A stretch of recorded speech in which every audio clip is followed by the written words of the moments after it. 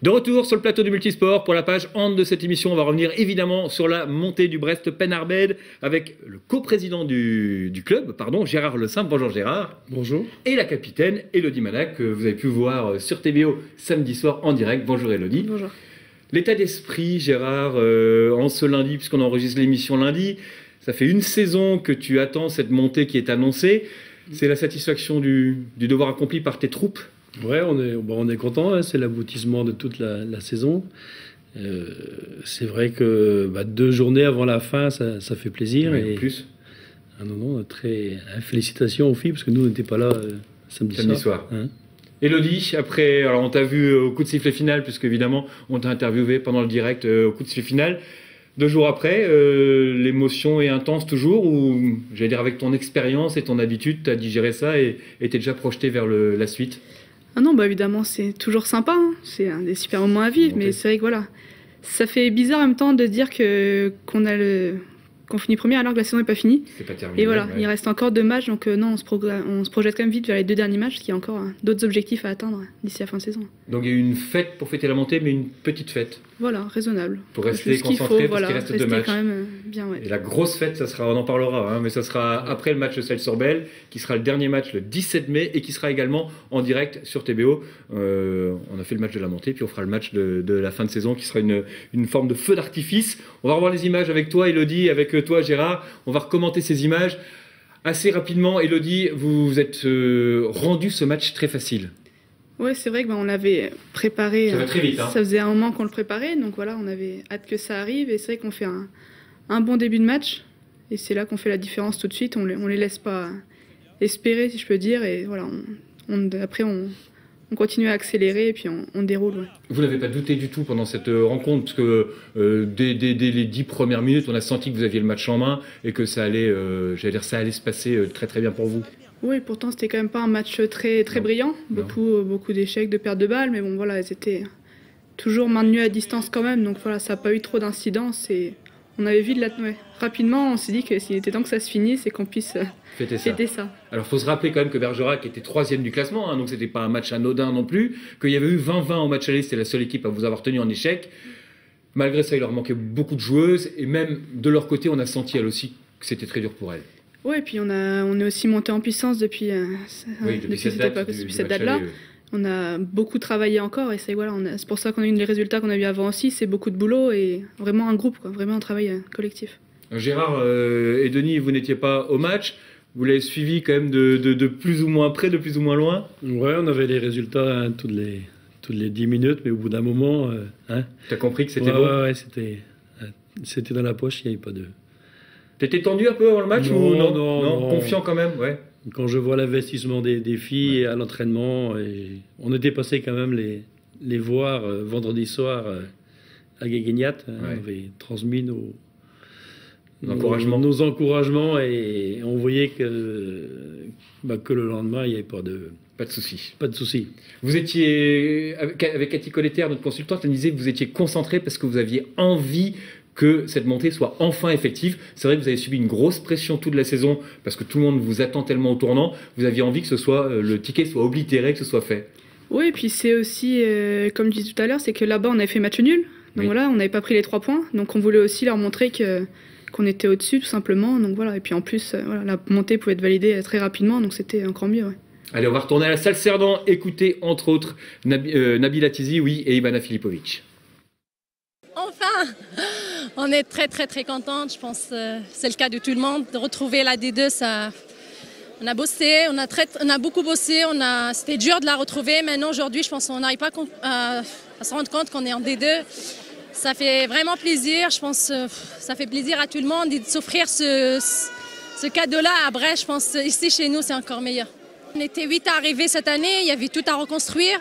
Il y avait des joueuses, un projet de jeu à construire aussi. On a mis un peu de temps, je pense. Il y avait aussi un entraîneur qui a tout mis derrière. Et je pense que la mayonnaise a si bien pris. Et heureusement, aujourd'hui, on arrive à notre objectif.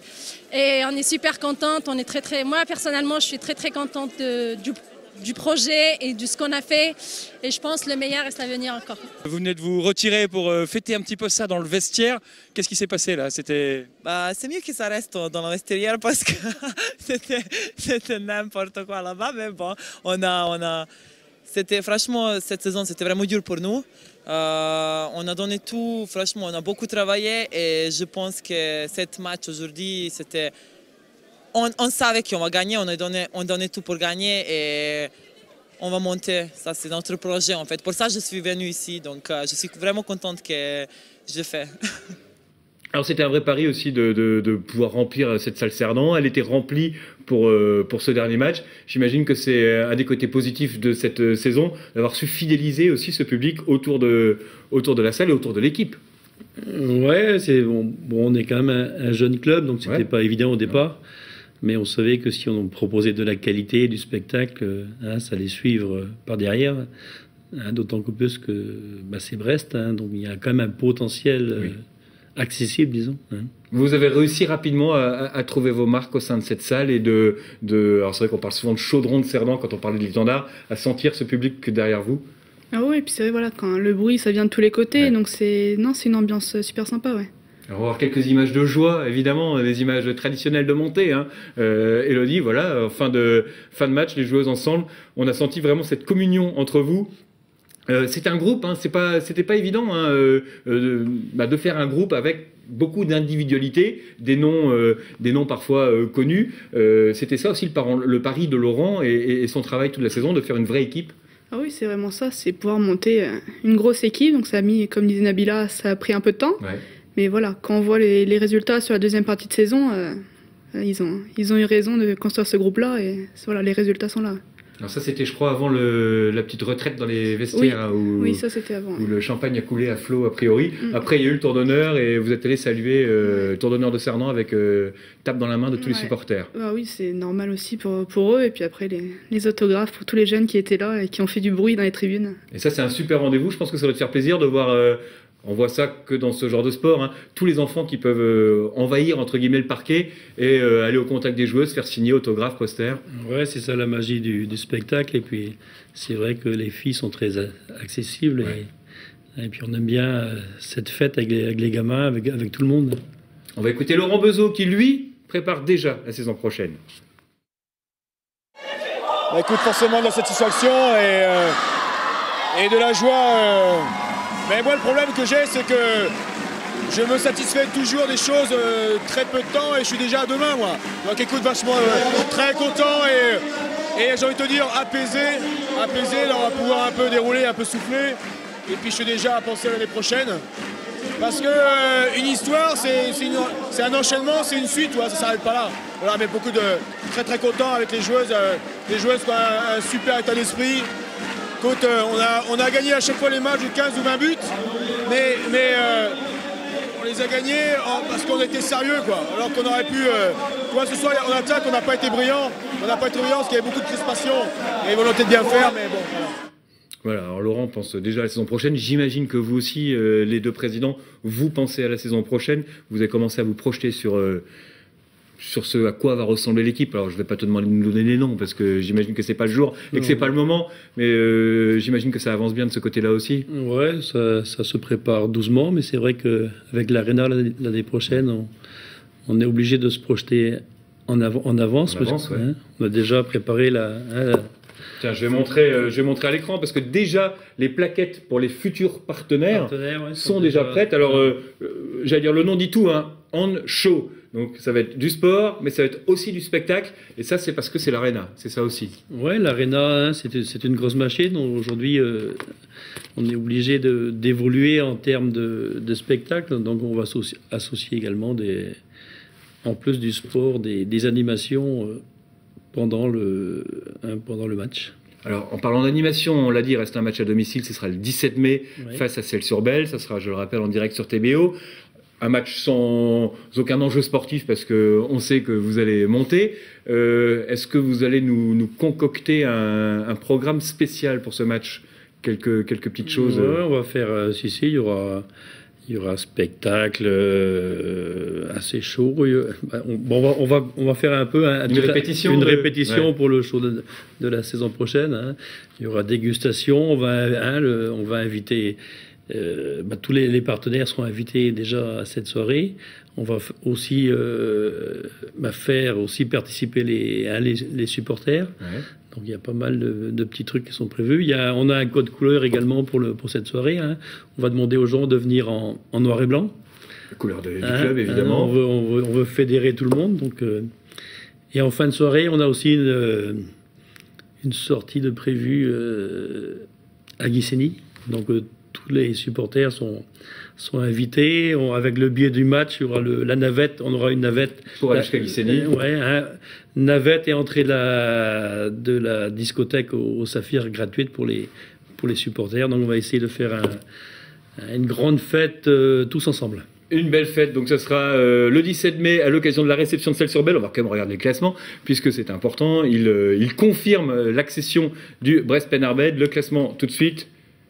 Voilà, le classement, c'est une domination écrasante quand même. Alors Celles-sur-Belle a résisté, c'est vachement bien que ce soit votre dernier adversaire. C'est vrai que c'est les seuls à rester, Élodie, j'allais dire un petit peu dans votre roue, un petit peu. Oui, c'est bien, c'est vraiment un gros match pour la dernière journée. Ouais. Un bon gros match pour la dernière journée. Alors on vient de voir une affiche, la 4e édition le mercredi 30 avril. Donc c'est du côté de Gouenou au complexe sportif du Crâne. Ça sera la journée multisport adaptée, du handball, du relais, du basketball et de la gymnastique. Et tu vas toi t'occuper de la partie handball, Élodie. C'est ça, oui. Une journée, 4e édition. Donc à chaque fois ça plaît beaucoup. Il y a à peu près une centaine de jeunes qui viennent.